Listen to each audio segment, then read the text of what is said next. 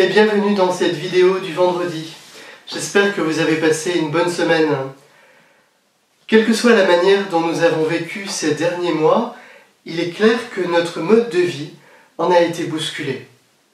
La vie familiale, la vie professionnelle ont été chamboulées. Concernant notre vie spirituelle, ça a pu être la même chose. Nous avions peut-être pris de bonnes habitudes, aller à la messe le week-end, prier en famille régulièrement.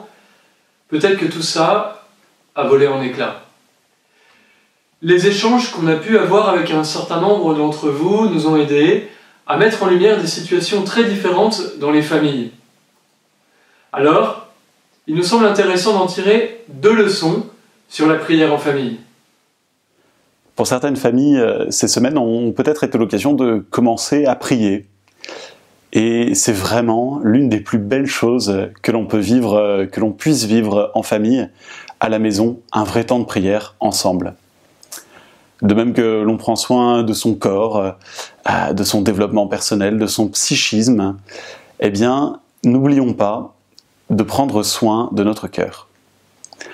On peut aussi retravailler nos relations familiales, et si on met Dieu dans le coup, eh bien alors elles gagnent en profondeur. Prier n'est pas réservé à un lieu.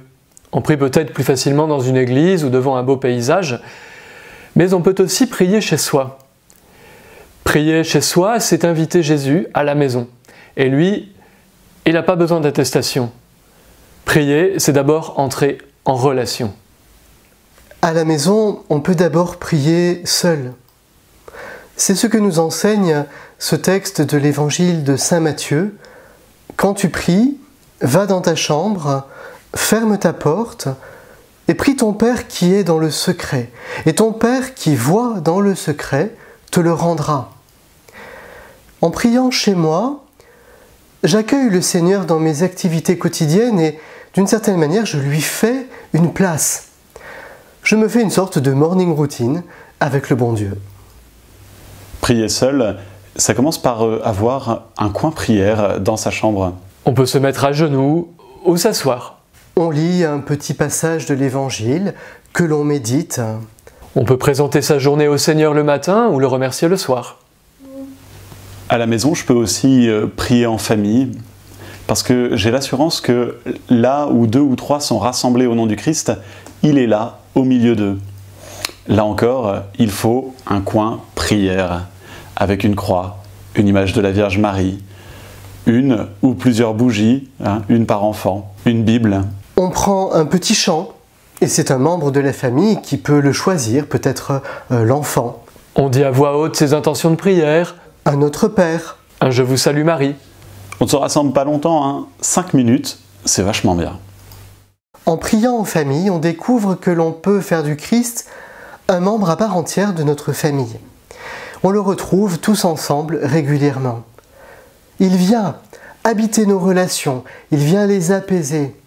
C'est lui qui vient panser les cœurs blessés, qui vient sécher les larmes, se réjouir avec ceux qui sont dans la joie.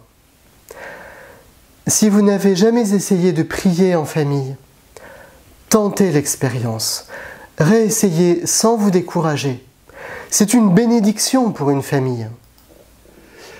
Pour certains, ce temps a été l'occasion de découvrir une réalité importante de leur mission de parents chrétiens. Éduquer les enfants à la foi. La première chose, c'est donc d'abord de veiller à ce que les enfants entendent parler de Jésus et puissent apprendre à vivre en chrétien.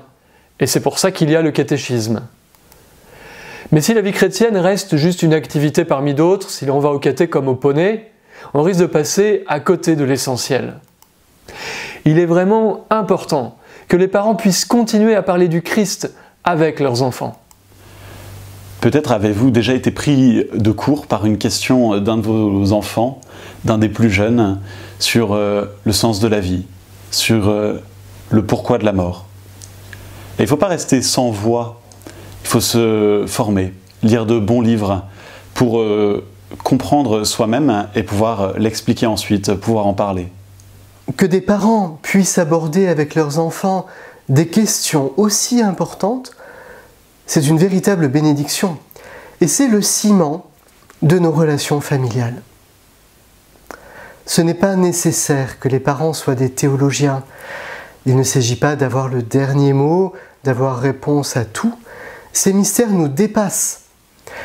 Mais on peut avancer avec cet enfant qui nous interroge.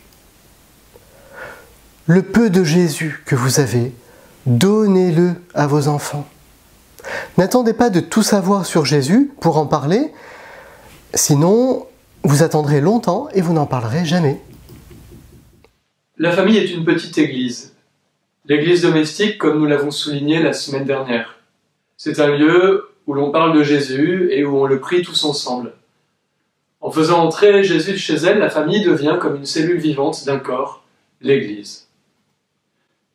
Merci à tous d'avoir regardé cette vidéo.